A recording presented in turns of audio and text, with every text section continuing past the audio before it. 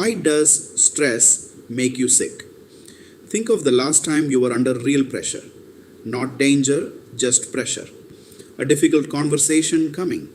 A deadline you could not move. Now try to remember where you felt it. Almost nobody says the mind. People point to the neck, the jaw, the chest, the stomach. Something in us knows, without ever being taught, that stress does not stay where it starts. It travels. It lands somewhere in the body and it sits there. In our last episode, we made a body with too little movement, a reserve running low. Tonight is the opposite story. Tonight, in episode 8 of Traditional Chinese Medicine for Curious Minds, we meet a body with plenty of energy and nowhere for it to go. Next slide. Where do you feel stress?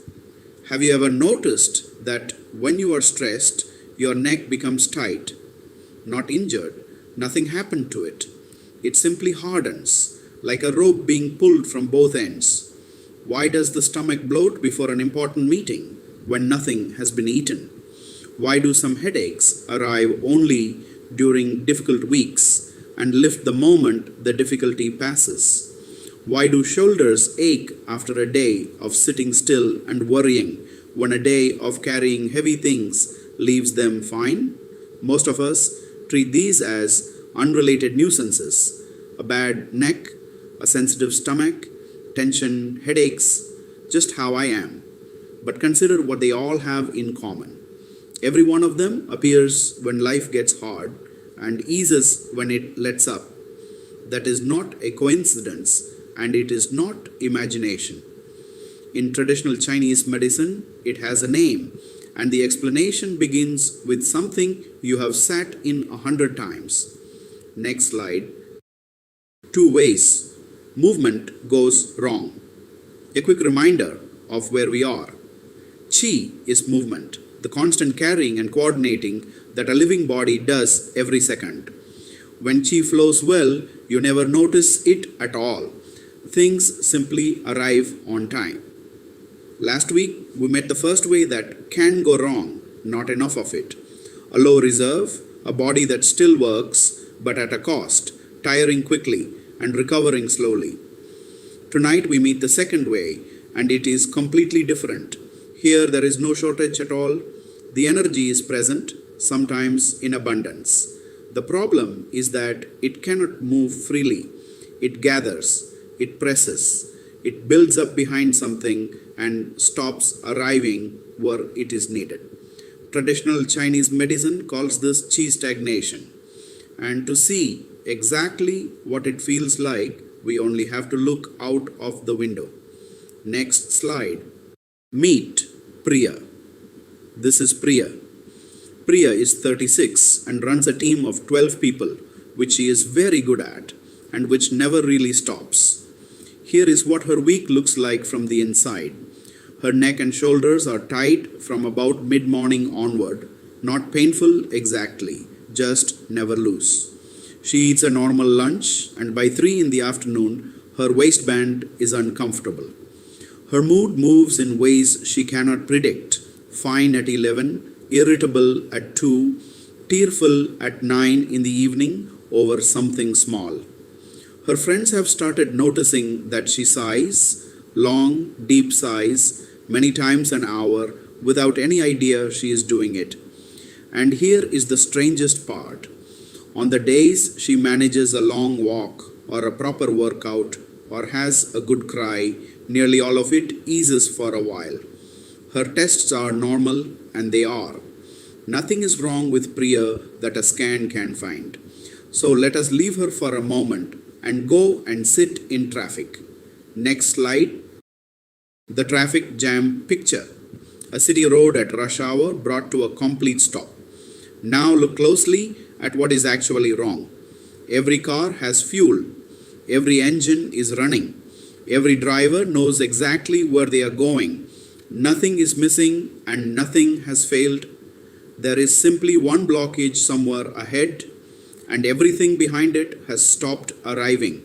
Watch what happens next, because this is the important part.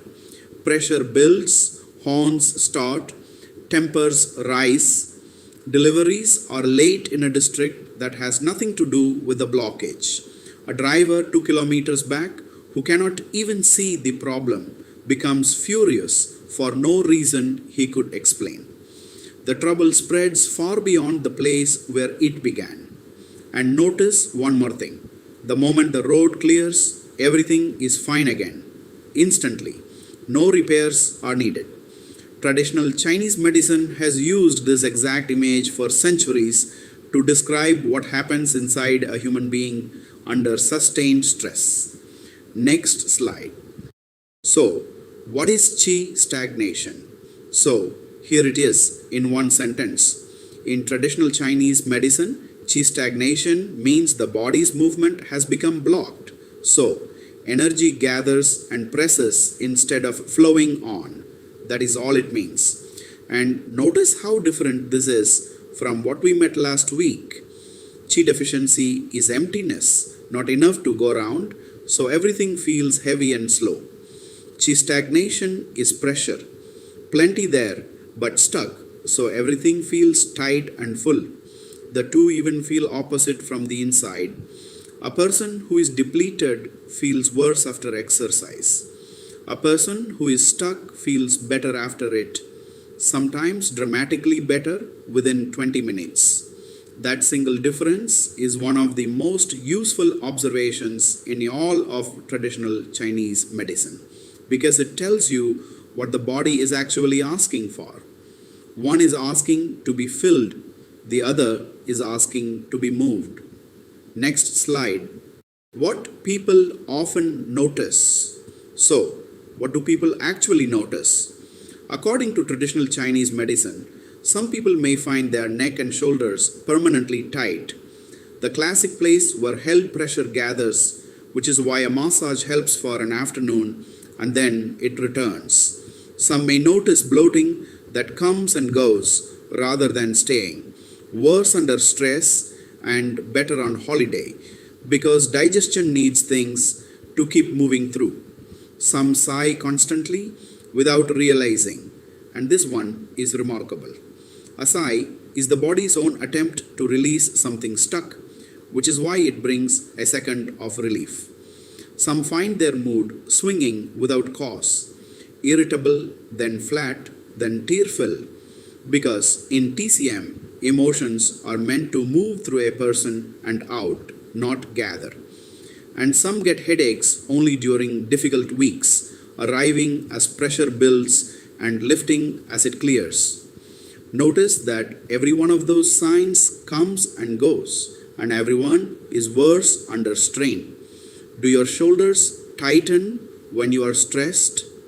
Next slide. Why does Qi get stuck? Why would movement get stuck in the first place? Traditional Chinese medicine points to 5 very ordinary causes. The first is sustained stress, pressure that arrives daily and has nowhere to go because you cannot exactly run away from an inbox. The second is held in feelings, frustration you swallow, worry you never say out loud, the conversation you rehearse but never have. In TCM, emotions are movement too, and movement that is not allowed out has to go somewhere. The third is too little physical movement. A body that sits for 11 hours has no chance to shift anything. The fourth is long working hours without release or pause, day after day, with no walk, no break, no evening that belongs to you. And the fifth is irregular habits, meals at unpredictable times, sleep that shifts by hours, a life with no rhythm for the body to settle into. Read that list again. It is not a list of misfortunes. It is a fairly precise description of modern working life. Next slide. You have seen this before. If this still feels abstract, look around because the pattern is everywhere. A traffic jam, which we have already sat in together, a river blocked by fallen branches, upstream the water rises and spreads where it should not be, while downstream the bed runs dry, one blockage, two very different problems in two different places. A garden hose with a kink in it. The tap is fully open, the water pressure is perfect, and nothing comes out of the end. Straighten the kink with one hand, and it flows immediately.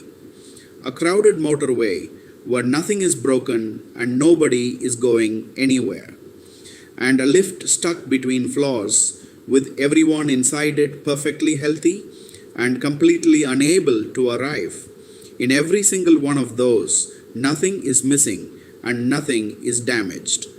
The only problem is that something cannot get through. Traditional Chinese medicine says a person can be in exactly that state, and that it is one of the most responsive states there is. Next slide. How people help Qi move now. The hopeful part, and this is where Qi stagnation is genuinely encouraging, because unlike a shortage which has to be slowly rebuilt, a blockage only has to be moved, and movement is free. Walking comes first, and it is almost absurdly effective. 20 or 30 minutes at whatever pace suits you, and most people feel the difference the same day. Deep breathing next, essentially sighing on purpose. A few slow breaths, letting the out breath be longer than the in breath, does something a tight chest has been asking for all day. Stretching, to open what a day of sitting has quietly closed, shoulders, neck, hips, chest. Letting feelings move rather than storing them. Saying the thing, writing it down, talking to someone, or simply having the cry you have been postponing. And steady sleep at roughly the same hours, because rhythm settles everything. None of this is treatment. None of it is a cure for anything. It is simply how a person keeps things moving. Next slide. And if nobody notices, in traditional Chinese medicine, this too has a direction. The episodes tend to arrive more often. What used to happen in a hard week starts happening most weeks. They ease more slowly, so a weekend that once reset everything no longer quite does, and more of the body joins in. What began as a tight neck comes to include the digestion, then the sleep, then the mood, because a blockage anywhere eventually affects everything downstream of it. But please hear this clearly. Nothing here is being damaged. Nothing is being lost. This is a body holding on, not a body breaking down. And holding on is something that can be released. Traditional Chinese medicine has always regarded stagnation as one of the most responsive patterns of all, precisely because the remedy is the ordinary thing, movement. Priya's sighs are not a verdict. They are her body doing exactly the right thing and asking, quite politely, for a walk. Next slide. 3 things to remember. 3 things to carry away with you. First, Qi stagnation is not emptiness, it is pressure. Nothing is missing and nothing is broken. The energy is all there. It simply cannot move, and that one idea explains the tightness, the bloating, the sighing, and the shifting moods. Second, it is worse with stress and better with movement, and that pattern is the clue. If a symptom eases after a walk, a workout, or a good cry, traditional Chinese medicine reads that as movement getting through. Third, the release is ordinary. Walking, breathing, stretching, saying the thing out loud, sleeping at regular hours, not dramatic, not expensive, and available to almost everybody.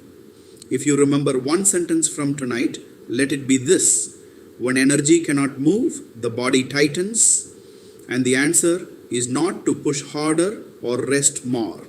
It is to let things flow. Next slide. Next, how does food become you?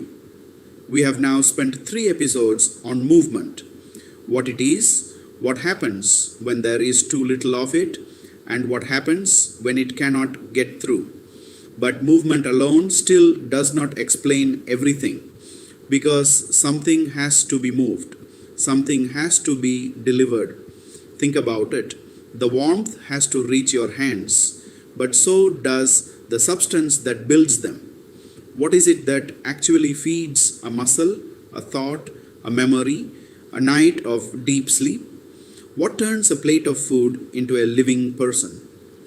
In our next episode, we meet the fourth and final invisible force, the rich, nourishing substance that feeds your muscles, your eyes, your mind, and even your dreams. Traditional Chinese medicine calls it blood, and it is not quite what you are expecting. Until then, if your shoulders are up around your ears right now, and they might be, this is a very good moment to drop them and breathe out slowly. Next slide.